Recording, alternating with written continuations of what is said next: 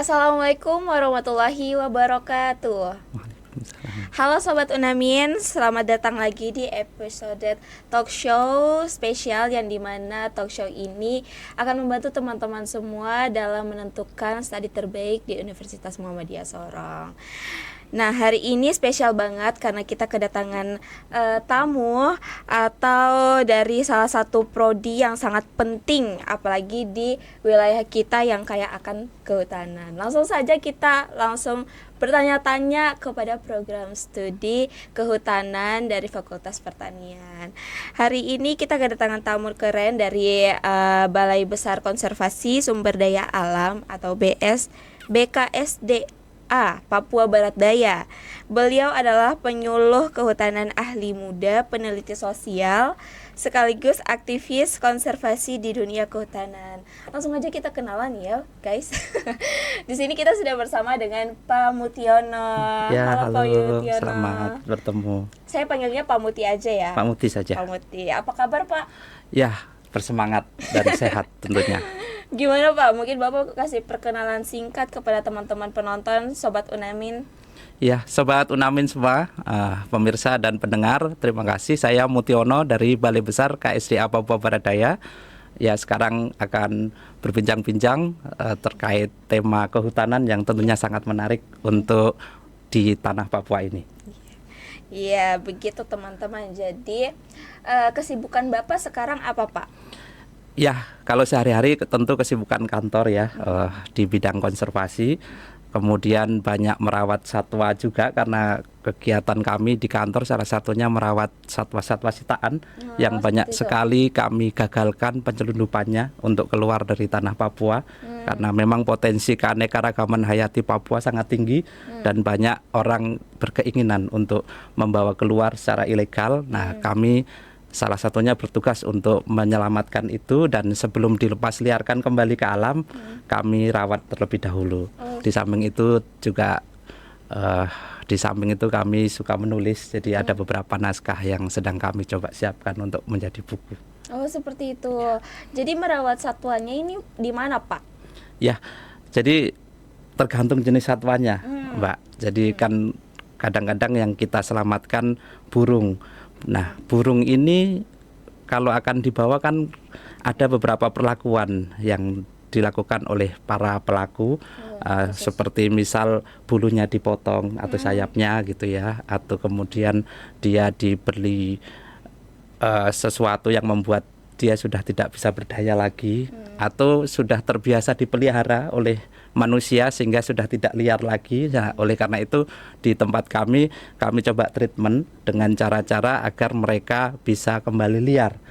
Kemudian misal yang sayapnya patah, kita coba rawat supaya bisa kembali digunakan untuk terbang. Yang sudah jinak, kita coba usahakan supaya dia liar kembali. Yang tadinya makan harus disuapi, bagaimana supaya dia bisa mencari makan sendiri. Nah, itu kita coba treatment setiap waktu.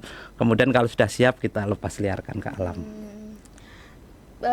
Yang Bapak tangani itu berapa banyak satwa Pak?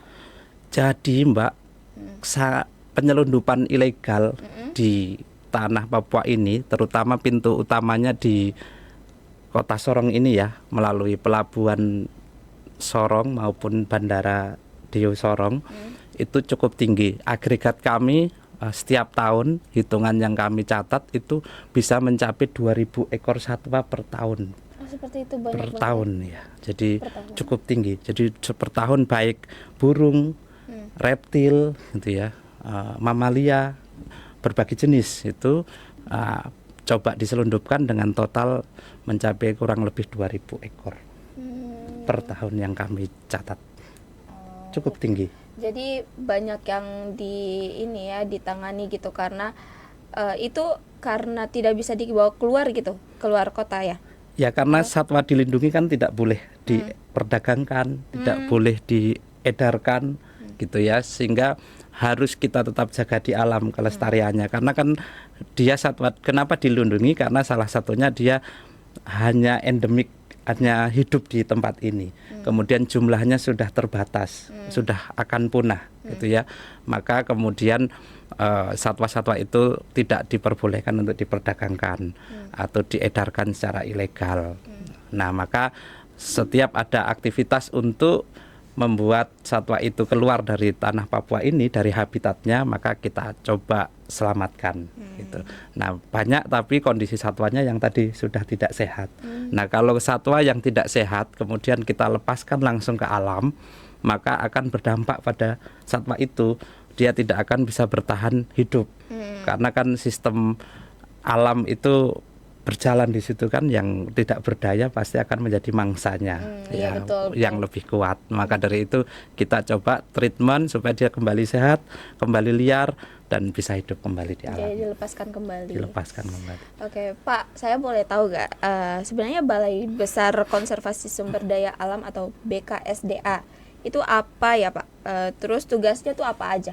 Ya, sederhananya begini, Mbak. Jadi kami adalah unit pelaksana teknis atau mungkin orang biasa kenal dengan nama kantor perwakilan dari Direktorat Jenderal Konservasi Sumber Daya Alam dan Ekosistem Kementerian Kehutanan.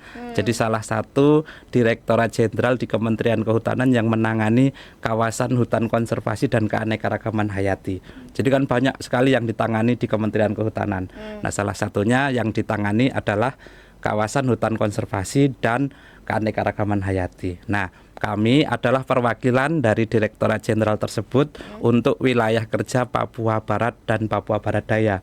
Jadi di Papua Barat dan Papua Barat Daya itu kami mengelola 1,7 juta hektar kawasan hutan konservasi yang terbagi ke 27 kawasan yang tersebar dari Raja Ampat sampai Wondama.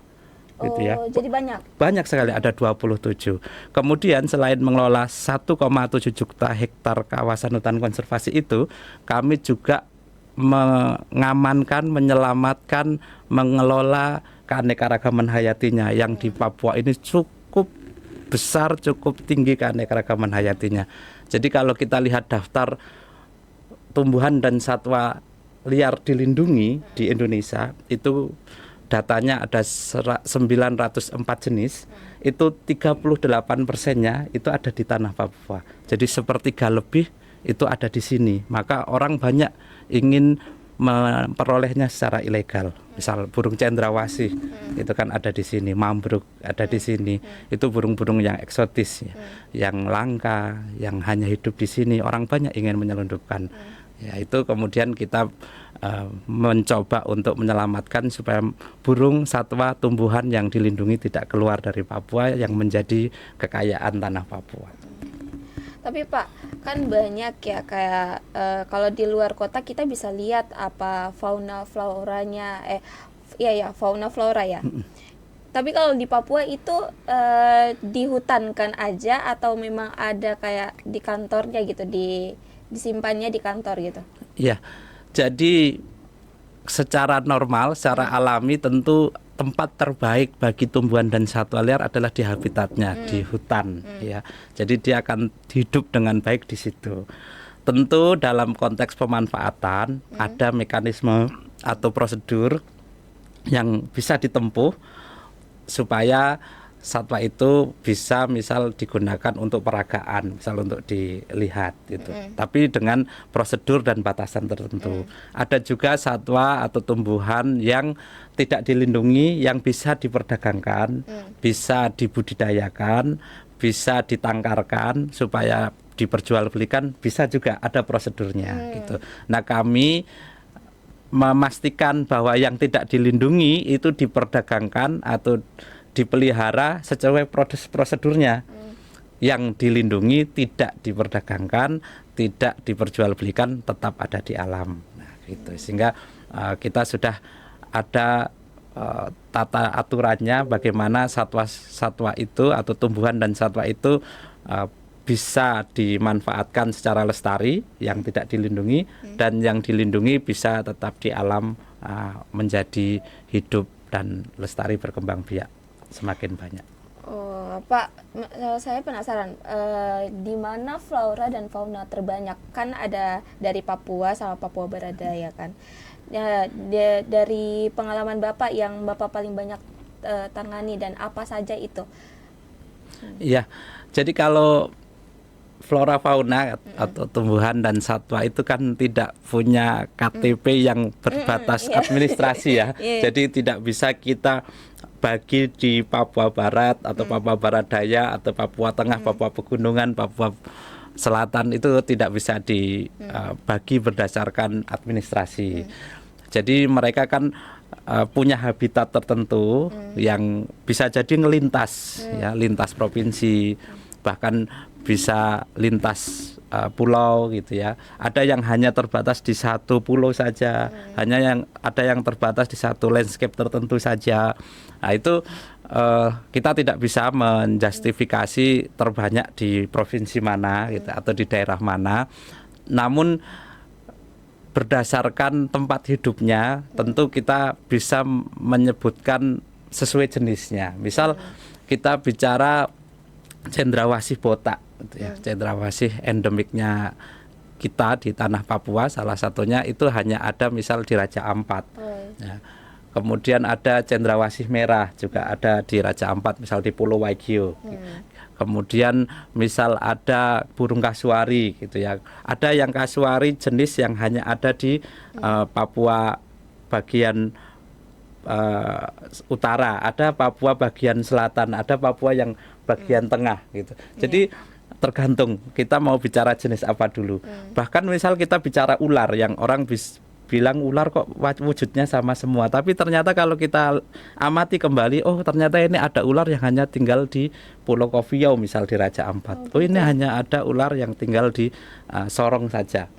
Bahkan kemarin yang menarik misal kadal yang banyak diselundupkan, itu ada yang warnanya hijau misal, itu hanya ada di wilayah Sorong Raya misal. Ada yang warnanya biru, itu padahal bentuk kadalnya sama cuma beda warna. Ternyata yang satu hanya ada di Pulau Batanta Raja Ampat. Nah itu sendiri-sendiri. Jadi kita bisa melihat berdasarkan jenisnya dulu. Mau lihat satwa apa, ya kita nanti bisa cek. Nah kita juga salah satu tugasnya untuk memantau habitat mereka. Jadi kita setiap tahun ada aktivitas inventarisasi dan monitoring satwa, tumbuhan dan satwa. Jadi kita datang ke satu tempat, kita lihat ada apa saja di situ. Inventarisir, ada tumbuhan apa, ada satwa apa. Nanti kita hitung sebarannya, dugaan populasinya gitu ya. Nah, dan kita komparasi dengan temuan-temuan sebelumnya yang sudah ada. Oh ternyata ini baru, atau ini sudah pernah ada tapi lama tidak ditemukan. Bahkan kami kemarin menemukan beberapa anggrek jenis baru. Apaan tuh Pak? Jadi di 2019 kami menemukan anggrek yang kita beri nama anggrek moi, Dendrobium moyorum, karena ditemukan di TWA Sorong kilometer 14. Iya. Ya. Jadi di situ peneliti kita, pengendali ekosistem hutan, itu mencoba melakukan riset terkait anggrek. Kemudian dia menemukan ada satu anggrek yang kok berbeda dengan yang sudah ada. Kemudian dia teliti, dia tulis dalam jurnal internasional, kemudian diterima dan publish sebagai anggrek jenis baru. Nah sebagai penghargaan karena ini ditemukan di tanah Moi, maka kemudian diberi nama anggrek Dendrobium moyorum atau anggrek Moi, sebagai penghargaan untuk suku Moi yang ada di sini. Keren banget. Jadi ada penemuan anggrek baru di Kota Sorong ya? Iya. Sebenarnya banyak. Kita kemarin sudah ada kurang lebih 6 yang sudah rilis jenis baru. Kemudian yang ngantri sebenarnya sudah ada 20-an. Karena tanah Papua ini kaya sekali Mbak. Sekali kita mau masuk sebenarnya banyak sekali potensi. Itu baru anggrek ya, belum yang lainnya. Gitu. Jadi banyak penemuan baru ya. Banyak. Sudah sekitar berapa baru tadi Pak? Yang sudah publish ada 6 yang ditemukan oleh kami ya, Balai Besar KSDA Papua Barat beserta rekan-rekan kami. Kemudian yang ngantri ini ada 20-an yang sedang proses penulisan, kemudian diskusi intensif dengan peneliti di beberapa instansi, termasuk ada peneliti dari luar negeri yang kita kolaborasi untuk menulis itu. Ya semoga nanti menjadi anggrek-anggrek jenis baru yang bisa kita tributkan atau kita penghargaannya kita berikan untuk suku-suku yang ada di tanah Papua. Keren banget ya. Jadi banyak ini ya penemuannya ya, karena belum banyak yang tahu gitu. Betul. Pak, sebenarnya saya mau tanya soal prodi kehutanan. Sebelumnya Bapak kuliahnya jurusan apa, Pak? Jurusan kehutanan. Kehutanan. Iya. Jadi lanjut terus ya. Lanjut terus sesuai bidang tugas. Sesuai bidangnya. Jadi ini saya bertanya pada orang yang tepat ya, guys. Sebenarnya masuk prodi kehutanan tuh kuliahnya ngapain aja sih? Terus ada praktik langsung ke lapangannya seperti apa tuh, Pak? Ya, kuliahnya banyak ya, menarik menurut saya karena ilmu kehutanan itu kan ilmu terapan dan mengambil banyak sumber ilmu. Betul. Jadi kita mau bicara biologi ada, karena kita bicara di situ tumbuhan dan satwa. Kalau nggak tahu biologi, bagaimana kita mengenal itu? Ilmu taksonomi, ilmu biologi semua main di situ. Iya. Fotosintesis dan lain sebagainya Iya, kita betul. belajar karena kita bicara tumbuhan atau pohon yang melakukan aktivitas termasuk satwa, metabolisme dan lain sebagainya. Kemudian kimia kita belajar juga karena proses kimia di situ banyak. Karena di situ kan kayu, biasanya ada mata kuliah kimia kayu juga kita belajar di situ. Kemudian kita bicara hukum di kehutanan, kita banyak bicara terkait hukum karena banyak pidana-pidana kehutanan yang terjadi, termasuk tadi penyelundupan satwa, kemudian illegal logging, perambahan kawasan dan lain sebagainya, yang itu nanti terkait dengan aspek hukum. Kemudian sosial budaya, kehutanan tidak lepas dari keberadaan manusia, masyarakat di betul, sekitar kawasan atau di dalam hutan gitu ya. Dan kita harus memahami aspek-aspek itu, bagaimana persepsi masyarakat, bagaimana budaya masyarakat sehingga mereka mau berpartisipasi untuk sama-sama mengelola hutan. Itu termasuk banyak sekali yang kita bisa pelajari di situ. Nah, prakteknya tentu ya tidak hanya di kelas, namanya kita belajar kehutanan, ya pasti kita lihat hutan, Langsung lihat hutan. langsung lihat hutan Lapangannya ke hutan. lapangan, betul.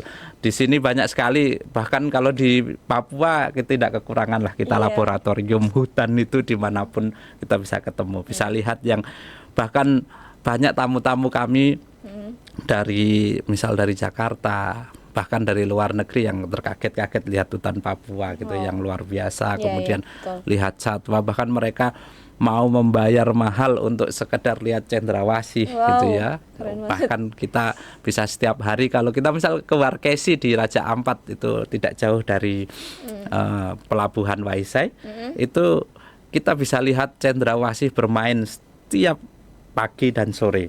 Wow, keren banget. Dia menari-nari di pohon tempat dia bermain, itu bisa 10, 15, 20 ekor itu bisa setiap hari kita lihat, dan itu cantik sekali. Mahal Nah, banget. kita yang orang sini tentu mungkin kadang-kadang terbiasa lihat itu gitu ya. Tapi orang dari luar Papua itu suatu kebanggaan bisa melihat Kebanggaan. itu. Makanya kita harus bersyukur kita bisa lihat setiap hari itu. Betul. Gitu. Kalau orang luar jauh-jauh dari sana pengen lihat itu, kalau kita sudah biasa. Sudah biasa orang, misal kami yang teman-teman mahasiswa yang kuliah misal di Jawa mau tahu hutan Papua, mereka masih harus mengeluarkan biaya sangat besar untuk tahu hutan yang alami yang ada di Papua, satwa yang langka-langka yang ada di Papua, itu mereka harus mengeluarkan biaya besar untuk ke sini. Nah, di Unamin prodi kehutanan itu untuk melihat, untuk praktek, untuk mengamati, untuk ke laboratorium hutan itu sangat murah, sangat mudah terjangkau, sehingga harusnya kita bisa lebih unggul daripada yang Iya, lainnya. betul. Jadi harus banyak SDM yang dikembangkan lagi dari kehutanan ya, Pak. Betul. Iya, karena wilayah timur ini besar kaya akan kehutanannya. Betul. Jadi itu guys, banyak ya. Jadi banyak banget yang dipelajari di program studi kehutanan ya, Pak. Banyak sekali. Nah, Pak, bisa nggak kasih gambaran lulusan prodi kehutanan itu nanti kerjanya gimana sih? Terus apakah harus selalu di hutan atau ada yang di kantor atau seperti apa, Pak? Luar biasa, saya kalau bicara ini paling bangga. Kenapa? Kenapa? Kenapa? Karena lulusan kehutanan tidak hanya bekerja di bidang kehutanan saja, bahkan dia bisa menjadi presiden ya. Wow. Karena mantan presiden kita itu alumni kehutanan juga ya. Iya, betul. Ya, jadi beliau sarjana kehutanan dan menjadi presiden, bisa menjadi wali kota dan gubernur. Kemudian menjadi pegawai negeri ya pasti, karena banyak kementerian yang pembukaannya untuk salah satunya sarjana kehutanan ya. Di Kementerian Kehutanan, Kementerian Lingkungan Hidup, Kementerian SDM, Kementerian Pendidikan Tinggi, banyak yang membuka peluang untuk kehutanan, termasuk di Bappenas, kemudian Kementerian Keuangan, itu semua membuka untuk kehutanan. Bahkan saya waktu itu sempat pernah mau mengikuti tes untuk seleksi di KPK, itu ada membuka untuk peluang sarjana kehutanan untuk bisa mendaftar, karena korupsi sumber daya alam itu juga salah satu korupsi yang besar ininya, nilai kerugian negaranya, maka memerlukan sarjana atau ahli-ahli kehutanan yang bisa di dalam membantu untuk mengungkap itu. Kemudian di NGO misal atau LSM, banyak sekali NGO kehutanan, NGO lingkungan, NGO konservasi yang bergerak di situ. Kayak di sini juga banyak sekali beberapa NGO yang bergerak di konservasi, di kehutanan. Itu juga bisa menjadi salah satu peluang kerja bagi lulusan kehutanan. Belum wira swasta, banyak sekali yang bisa dimasuki. Misal kalau di BUMN itu ada di Perhutani, Inhutani, ada banyak beberapa perusahaan negara yang di bidang kehutanan. Kemudian di swasta ada hutan tanaman industri, ada perusahaan-perusahaan HPHTI banyak sekali. Apalagi di sini juga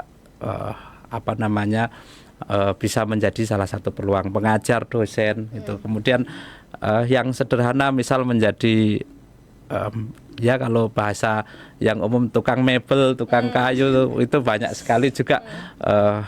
Kalau di luar negeri bahkan sarjana kehutanan itu sudah dipakai untuk keperluan-keperluan yang sifatnya semua yang terkait dengan misal menebang pohon saja, kalau di sana sudah menggunakan, harus disyaratkan oleh sarjana kehutanan menggunakan peralatan-peralatan khusus dan lain sebagainya. Jadi ke depan sebenarnya peluang untuk sarjana kehutanan atau lulusan-lulusan dari kehutanan itu sangat besar. Kenapa? Karena semakin ke sini kerusakan lingkungan dan sumber daya alam itu semakin banyak terjadi. Nah, pemulihan kerusakan sumber daya alam dan kehutanan kita itu tentu ya tidak lepas dari peran-peran sarjana kehutanan. Maka ke depan apalagi perubahan iklim ya, kita sudah lihat setiap saat hujan, angin, apalagi waktunya banjir gitu ya, bencana-bencana itu kan pasti memerlukan adanya perbaikan di bidang lingkungan ya. Nah, itu yang mendalami itu kan mereka yang kuliah salah satunya di kehutanan. Maka mereka seharusnya bisa lebih kompetitif untuk nantinya mencari peluang-peluang kerja. Bapak sebelum masuk program studi kehutanan, itu apa yang mendorong Bapak memilih program studi kehutanan, Pak? Ya, yang jadi yang membuat saya tertarik ya. Jadi dulu pas SMA saya itu mendalami ada di tempat saya dulu di sekolah ekstrakurikuler, namanya kelompok ilmiah remaja ya, ekstrakurikuler. Jadi siswa waktu itu didorong untuk banyak berlatih meneliti ya. Nah, kebetulan waktu itu lagi terjadi kebakaran hutan ya, kebakaran hutan yang cukup besar waktu itu ya, sebelum tahun 2010 ada beberapa kasus lah kebakaran, kemudian bencana gitu kan, yang membuat saya tertarik untuk mendalami itu waktu itu. Nah, kemudian ya di samping juga ada promosi dari universitas yang membuat saya semakin tertarik untuk mendalami ilmu kehutanan. Ya, seperti kalau sekarang lebih canggih seperti ini ya. Waktu itu banyak perwakilan universitas yang datang ke sekolah-sekolah. Kemudian saya semakin tertarik. Jadi saya sudah tertarik untuk mendalami karena mengikuti kegiatan ilmiah remaja gitu ya. Kemudian saat itu momennya juga banyak terjadi bencana dan lain sebagainya, yang saya membuat sebenarnya kenapa ya kok bisa begitu Terpanggil untuk gitu ya. Terus ditambah lagi waktu itu ada promosi dari kampus yang membuat saya semakin mantap, dan saya coba untuk masuk kehutanan, ternyata tembus, dan ternyata saya tidak menyesal gitu ya, dan sangat bangga malah menjadi alumni kehutanan. Kenapa Bapak sangat bangga menjadi alumni Ya, jadi kehutanan? kalau sekarang saya sudah bisa bilang bahwa bekerja di kehutanan itu tidak hanya bekerja di dunia, tapi untuk akhirat juga gitu ya. Kenapa? Karena sebenarnya tidak sedikit di agama kita, di Quran maupun hadis, yang bicara tentang kerusakan di muka bumi ya, di darat maupun di laut. Nah, sehingga ya tugas kita untuk melakukan perbaikan itu. Kemudian beberapa hadis juga menyebutkan bahwa sedekah yang paling baik itu sedekah air ya. Nah, salah satunya. Nah, sedekah air itu kan kalau kita menanam pohon gitu ya, berarti kan kita sebenarnya sedang memperbaiki kualitas air, menyediakan air dari yang sebelumnya kering menjadi ada sumber mata air, kan itu berarti sedekah yang sebenarnya nilainya sangat baik gitu ya. Nah, sehingga amal jariah gitu. Oleh karena itu ya, di samping kemudian peran kita juga sangat baik untuk memperbaiki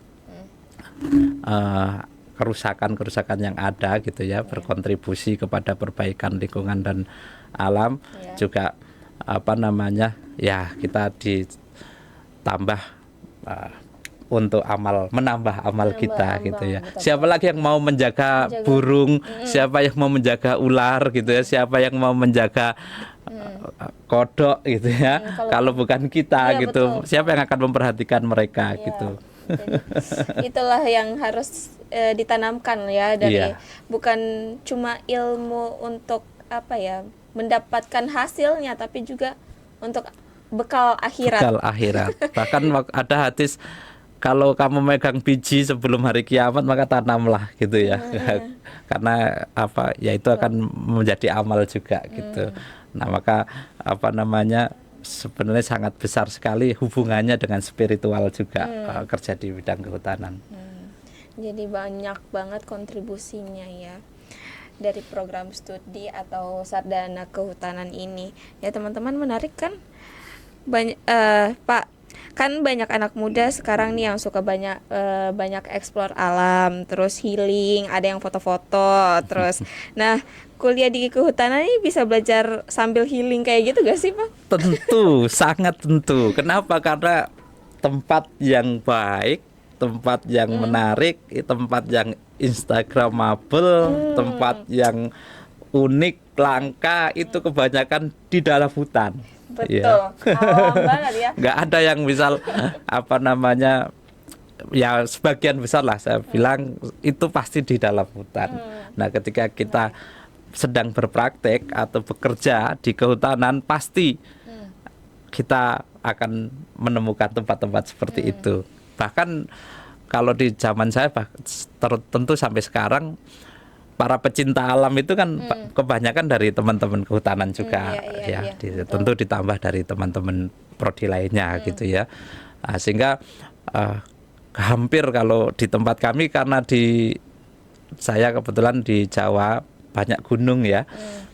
Ya rata-rata hampir sarjana kehutanan itu pernah naik gunung gitu ya. Bahkan kami prakteknya waktu itu, praktek pengelolaan ekosistem hutan itu masuk 3 minggu di hutan gitu ya. Oh, jadi prakteknya ke gunung? Ya, ke gunung, mendaki gunung.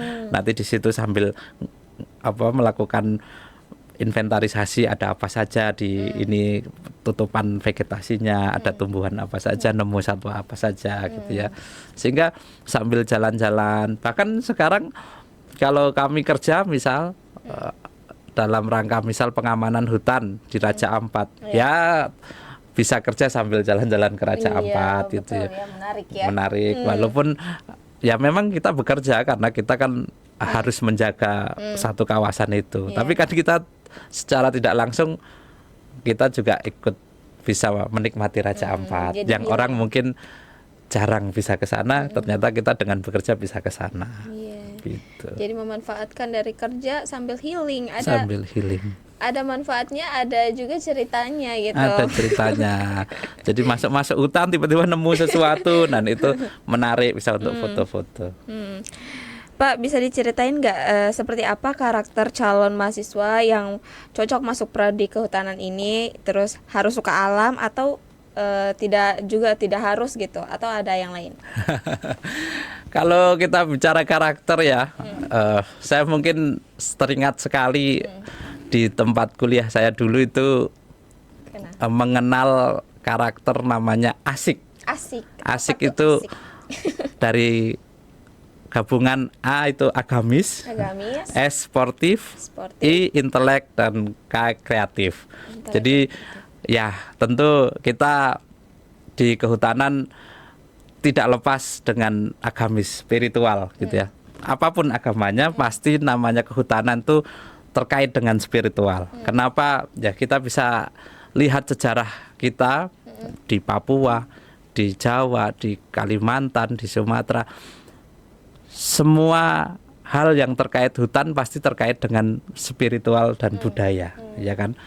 Misal banyak orang mau menenangkan diri ke hutan, ya, mau kemudian bisa memperbaiki atau bisa mendekatkan diri kepada leluhur atau ilahi gitu ya, itu ke hutan untuk menenangkan spiritual kita.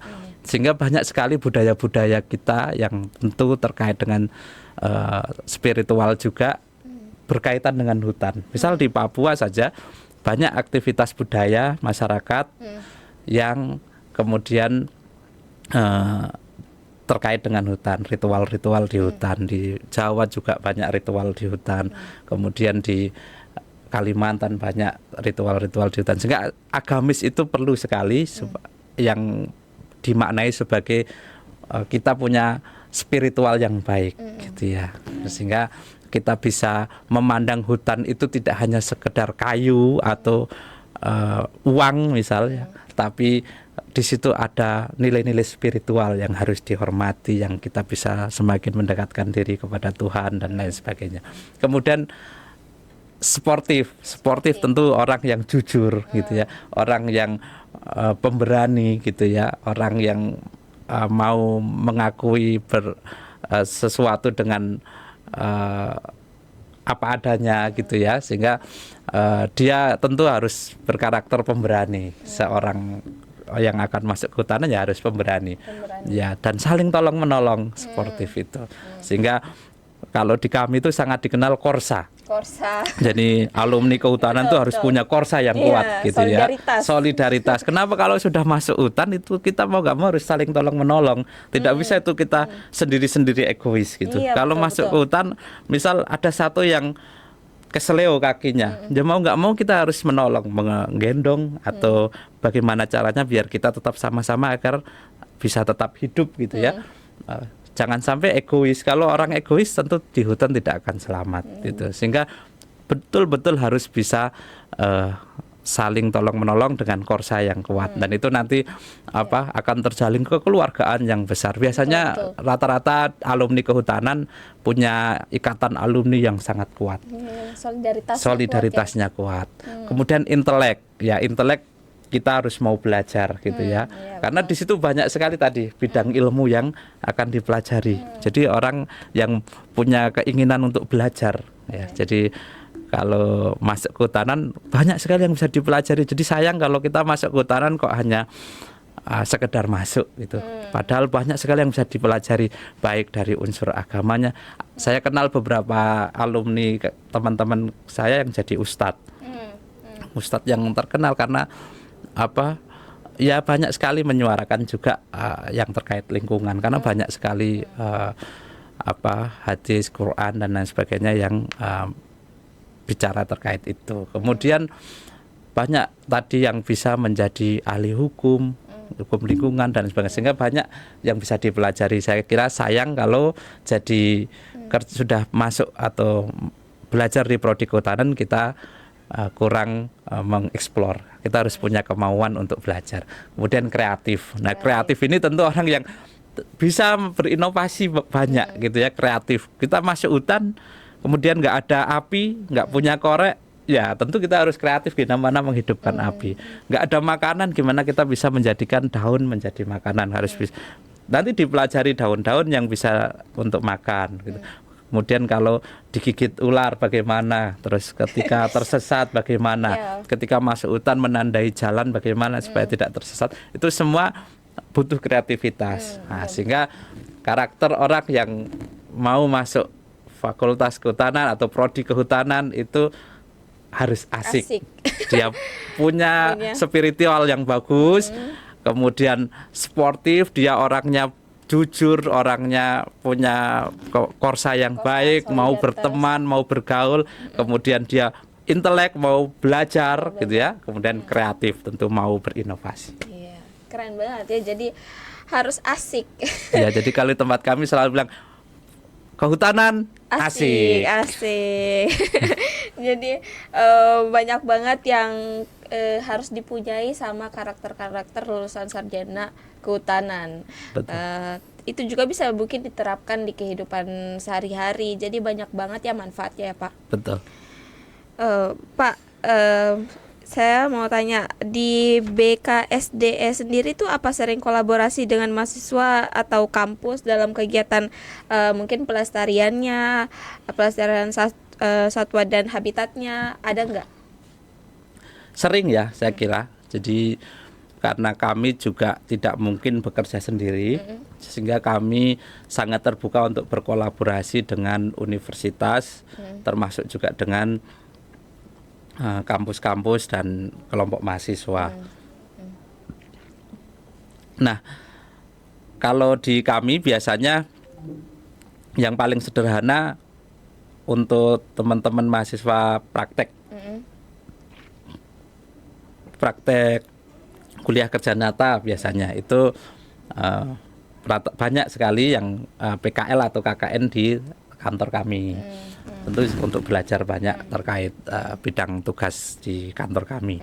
Kemudian untuk seminar, kemudian untuk kampanye-kampanye lingkungan hidup kehutanan atau konservasi, banyak kita mengajak mahasiswa untuk penanaman, kemudian untuk misal kita kampanye anti plastik, misal kampanye untuk menjaga satwa gitu.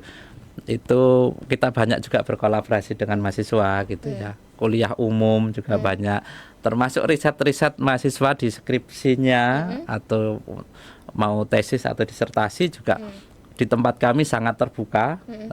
Bahkan banyak, tidak sedikit yang sudah lulus di program studi kehutanan di UNAMIN juga yang penelitiannya di tempat kami. Sehingga banyak sekali yang kita sudah berkolaborasi. Terakhir kami mengadakan conservation camp di TWA Sorong minggu lalu kalau tidak salah. Itu semua pesertanya mahasiswa dari salah satunya Prodi Kehutanan UNAMIN. Itu kita selama 3 hari ngecamp di dalam hutan. Setiap hari kita sama-sama kita ajarkan bagaimana sih teknik untuk menginventarisasi burung, mengamati burung. Kemudian bagaimana teknik mengamati ular, bagaimana teknik mengamati herpet, bagaimana teknik untuk mengamati mamalia. Kemudian kita malamnya, waktu yang tepat untuk melakukan pengamatan itu baik pagi, kalau burung biasanya pagi atau sore. Kemudian kalau herpet itu malam, kita praktek. Jadi setelah kita kasih materi di hari pertama, ini cara-caranya, kemudian kita bentuk kelompok, mereka kita minta praktek. Nah, kemudian setelah mereka praktek, dapat apa saja, besoknya kita suruh mereka presentasi langsung. Oh, kami dapat ini, ya gitu. Nah, sehingga kolaborasinya banyak. Jadi kami juga sangat terbuka untuk program studi, untuk fakultas, untuk universitas, untuk kelompok mahasiswa, itu berkolaborasi dalam bentuk apapun yang mendukung pengelolaan kehutanan yang lebih baik. Ya, mungkin nanti dari program studi kehutanan UNAMIN bisa lebih banyak lagi bekerja sama dari BKSDA ya. Siap. Jadi banyak gitu wawasan yang dipelajari, dan bukan cuma teori saja tapi terjun langsung ke lapangan ya Pak. Betul. Ya seperti itu. Pak, selama terlibat di BKSDA ini, tantangan apa yang paling sering Bapak dapati atau yang sering Bapak hadapi di pengelolaan hutan atau kawasan konservasi? Tantangan ya. Jadi kalau kita bicara tantangan ya di bidang tugas kami tentu yang pertama tadi masih tingginya penyelundupan satwa tumbuhan dan satwa dilindungi di tanah Papua ini. Itu tantangan terbesar kami. Dan kami masih sangat membutuhkan kolaborasi banyak pihak. Bahkan kami sampai mencari informan-informan atau sumber-sumber informasi atau masyarakat, baik ya aktor-aktor lah yang mau berperan untuk menjadi, kalau dalam tanda kutip, intelijen kita gitu ya, untuk memberikan informasi supaya meminimalisir terjadinya penyelundupan yang sudah di tingkat hilir gitu, yang sudah di pelabuhan gitu, yang sudah di bandara. Kita coba meminimalisir yang masih di hulunya, di hutannya ya, dari misal pemburunya, penangkapnya gitu ya. Nah, sehingga kami kami termasuk membentuk kelompok-kelompok masyarakat ya, yang nantinya harapan kami mereka bisa berkontribusi untuk menjaga hutan atau keanekaragaman hayati yang ada di sekitar mereka. Nah, sehingga mereka harapannya nanti banyak bisa memberikan informasi ke kami ketika ada orang yang mau menebang pohon di kawasan hutan konservasi, kan tidak diperbolehkan menebang pohon.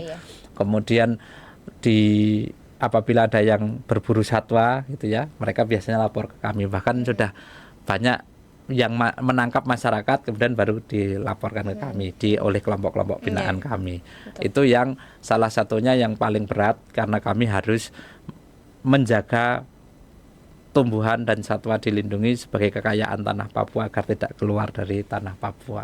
Yang kedua, tentu menjaga keutuhan hutan konservasi yang ada di sini, karena tentu kami sangat mengharapkan, namanya pembangunan tidak bisa dibendung, tapi tentu kita berharap pembangunan yang berkelanjutan gitu ya. Bagaimana pembangunan yang bisa sinergi antara keberadaan hutan tetap lestari tapi pembangunan juga tetap berlangsung. Nah, itu juga menjadi tantangan kita, sehingga kita terus mensosialisasikan, terus terlibat kepada stakeholder yang akan melakukan pembangunan, membantu mengarahkan supaya pembangunan arahnya bisa pembangunan yang berkelanjutan, tidak yang hanya berorientasi sekejap atau berorientasi ekonomi semata, sehingga lingkungan dirusak, saluran air tidak diperhatikan, hutan ditebang dan lain sebagainya.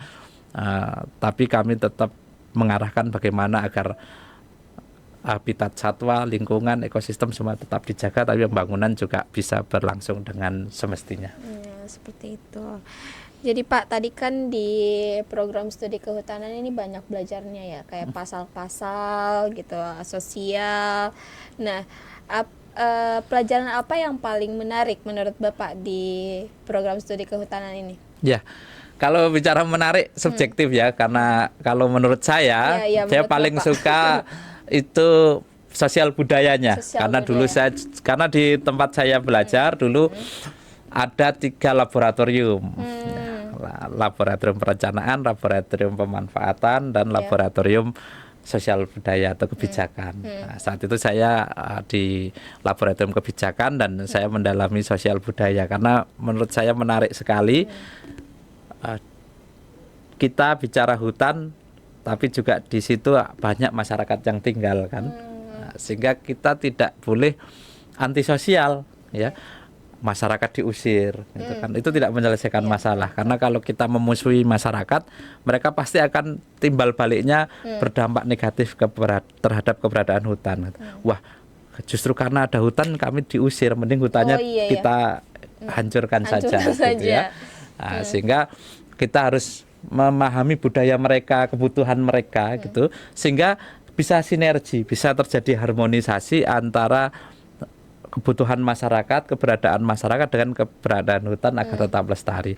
Misal salah satu yang menarik di Raja Ampat juga kami salah satu ya kami menyebutnya sukses story lah, cerita yang sukses walaupun masih terus berlangsung ya, tapi untuk saat ini menurut kami menjadi sukses story. Jadi dulu di situ masyarakat sebagai pemburu satwa ya, di Wargesi, di Kampung Waifoy, di Kampung Wargesi itu dulu masyarakat sebagai pemburu satwa. Ya mereka berburu ya karena untuk memenuhi kebutuhan sehari-hari mereka kan, untuk makan, untuk mungkin mencari sekedar untuk beli beras atau bayar sekolah, atau untuk berobat gitu ya. Sehingga burung cendrawasih atau burung kakak tua ditangkap, dijual. Tapi kalau kita hanya mengedepankan hukum, misal kita bisa menangkap dia gitu, kemudian dipenjara, setelah itu keluar, tapi setelah itu pasti akan kembali lagi atau kemudian bahkan merusak habitat yang ada, karena mereka pasti akan terus mencari cara untuk memenuhi kebutuhan hidupnya. Nah, sehingga kita harus memahami kebutuhan mereka itu sebenarnya apa dan bagaimana menghubungkan dengan pelestarian ekosistem dan satwa yang ada di situ. Maka kemudian kita mengembangkan bird watching atau menonton burung, wisata menonton burung, karena Raja Ampat itu salah satu target wisatawan internasional ataupun domestik, banyak yang datang ke situ. Maka kita coba kembangkan bersama masyarakat. Ya sudah kan Bapak Ibu ini sudah biasa tangkap burung, tahu perilakunya, tahu tempatnya. Ya udah nggak usah tangkap, Bapak tinggal bawa ini wisatawan untuk datang di waktu yang tepat supaya bisa lihat burungnya gitu ya. Nah, betul, jadi untuk menikmati ya. Mereka akhirnya menjadi pemandu untuk membawa wisatawan melihat burung cendrawasih, dan dari situ mereka bisa mendapatkan penghasilan ya dari situ. Dan lumayan sekarang untuk satu orang saja untuk melihat cendrawasih 250.000. Misal dalam satu hari 4 orang sudah 1 juta dalam 1 hari gitu ya. Nah itu kalau satu orang atau 4 orang lah dalam 1 hari gitu ya. Padahal kadang-kadang datang satu kapal ini 50 orang atau 25 orang gitu kan. Itu sudah langsung pemasukan yang luar biasa. Kemudian kami coba bangun eco resort gitu ya, homestay yang ramah lingkungan di sekitar situ, sehingga wisatawan yang datang tidak hanya datang melihat burung dan pulang, tapi bisa menginap.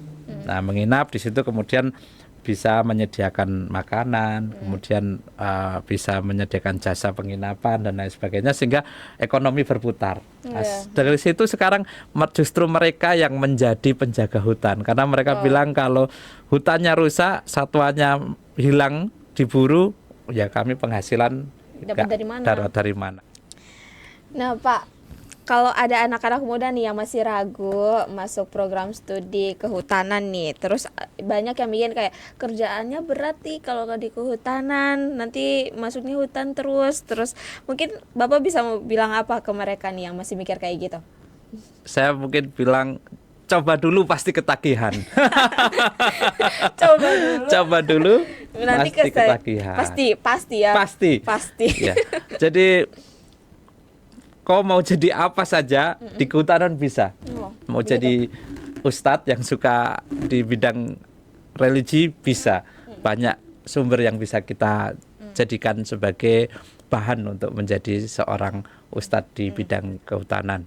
Kemudian mau jadi orang di pemerintahan, sangat terbuka peluangnya. Bahkan presiden kita yang sebelumnya juga alumni kehutanan. Kemudian mau di swasta, banyak sekali perusahaan-perusahaan kehutanan. Bahkan kita juga menjadi salah satunya bisa. Kemudian mau bekerja di NGO, LSM, banyak sekali. Sekarang bahkan semakin banyak karena pemerhati lingkungan hidup dan kehutanan semakin banyak juga, karena kerusakan sumber daya alam kan juga sekarang semakin meningkat, perubahan iklim, sehingga banyak sekali peran-peran masyarakat dari non pemerintahan itu tumbuh berkembang, itu banyak sekali. Dan wira swasta mau jadi pengusaha-pengusaha di bidang kehutanan banyak. Nah, enggak, coba dulu pasti ketagihan. Enak masuk prodi kehutanan karena tadi bisa healing. Sangat menarik. coba dulu pasti ketagihan tuh teman-teman. Mungkin yang masih bingung bisa dicoba dulu, nanti siapa tahu bisa lebih, aduh saya tidak menyesal masuk sini, lebih seru gitu ya, Lebih karena nanti seru. pasti asik gitu. Temen saya banyak yang bilang tersesat di jalan yang benar. Ya sih. Begitu ya Iya. ceritanya, jadi kayak begitu, tersesat di jalan yang benar. Nah mungkin nih Pak bisa di closing, sebelum closing kasih ajakan mungkin teman-teman yang mau masuk prodi kehutanan ini gitu, kenapa mereka harus pilih program studi kehutanan di Unamin. Oke. Jadi sobat kehutanan Unamin, mari semuanya masuk ke prodi kehutanan Unamin. Karena apa? Hutan di tanah Papua ini sangat memerlukan kita untuk dijaga, untuk dilestarikan. Keanekaragaman hayati kita terbesar, kita punya potensi banyak sekali yang perlu dijaga. Kita butuh banyak orang yang peduli, orang yang mau berkontribusi untuk tanah Papua ini, untuk menjaga hutan, menjaga keanekaragaman hayati, sehingga kekayaan alam yang kita punya bisa dijaga oleh kita sendiri. Ya, jadi mari masuk di prodi kehutanan supaya kita punya ilmu kehutanan yang mantap untuk menjaga itu semua. Asik. Jadi itu ya teman-teman. Jadi jangan ragu-ragu lagi, langsung masuk dan daftarkan dirimu di program studi kehutanan Unamin. Ya, terima kasih banyak ya Pak Mutiono Terima kasih. atas obrolan kita hari ini. Terima kasih sudah menyempatkan waktu untuk hadir dan Sama-sama. ngobrol-ngobrol, sharing-sharing tentang program studi kehutanan ini. Banyak insight yang saya dapatkan, juga mungkin teman-teman juga dapat insight, dan semoga yang masih galau ya. Banyak nih Pak yang masih galau mau memilih program studi apa gitu. Nah ini mungkin salah satu jawaban ya teman-teman. Mungkin kalian bisa memilih program studi kehutanan dengan prospek kerjanya yang sangat luas dan banyak gitu teman-teman. Buat sobat Unamin yang nonton, semoga talk show ini menjadi manfaat buat teman-teman. Terus yang biasa-biasa aja jadi luar biasa gitu ya, semakin meningkat gitu. Terus prodi kehutanan juga semakin keren, relevan, dan punya dampak nyata buat masa depan lingkungan masyarakat dan bahkan dunia. Amin. Jadi buat kamu yang suka alam langsung daftarkan diri, yang suka healing juga langsung daftarkan diri. Terima kasih sekali lagi Pak Mutiono atas waktunya. Terima kasih. Jangan lupa untuk subscribe. Sebelum itu Pak, satu kata untuk Unamin dulu. Asik. Asik. Satu kata untuk Unamin, asik. Oke, jangan lupa untuk subscribe, jangan lupa untuk like, komen, dan share ke seluruh teman-teman kamu yang masih bingung dan bimbang. Oke, terima kasih. Jangan lupa juga untuk follow akun Instagram Unamin, ada TikToknya, ada Thread-nya, ada Facebooknya juga, ada YouTube-nya. Mungkin nanti di follow juga Bapak, akun Instagramnya Bapak ada di Siap. bawah sini ya. Siap. Siap, terima kasih teman-teman. Assalamualaikum warahmatullahi wabarakatuh. Peace out.